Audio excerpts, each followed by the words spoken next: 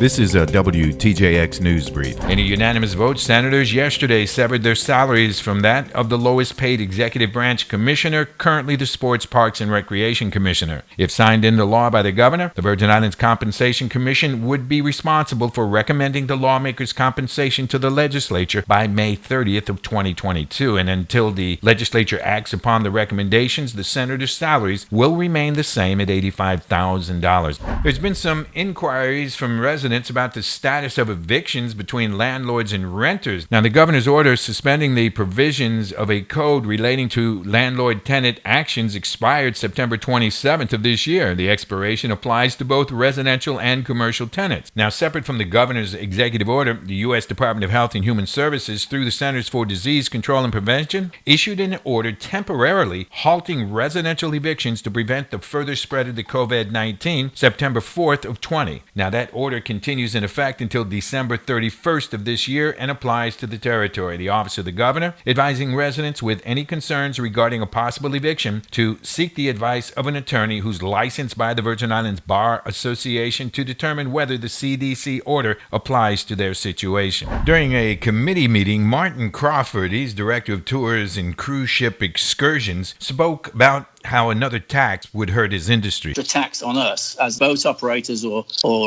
shore excursion operators, we have to put it back onto the cruise lines. We definitely can't afford it after the storms, this drought we've had with no ships at all.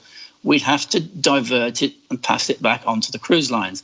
It causes such a bad communication line with these cruise lines. Last thing they want to hear at the moment is anything about raising prices on the net prices of tours. And $2, it doesn't sound very much, but in our business, it could take 10 years to get $2 increases on our prices. I saw in Martinique, the island tried to mess with the ships, and since then, an island with many, many calls every week are lucky to get one or two now. And it seems like the cruise lines, if they see you trying to just almost threaten them not to come, eventually they might not come. And it's just that one extra thing on top of the camel's back that we don't want to put on them. The question was raised at a committee of the whole meeting. If the territory goes into another COVID-19 surge, will the Department of Health be prepared to deal with it?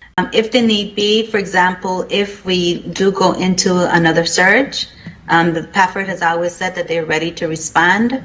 The benefit is that we can actually get, and our licensure process, both nursing and medical, as well as EMTs, the process has been going very smoothly. And so if we need them, we can get them within 48 to 72 hours to transfer to the territory.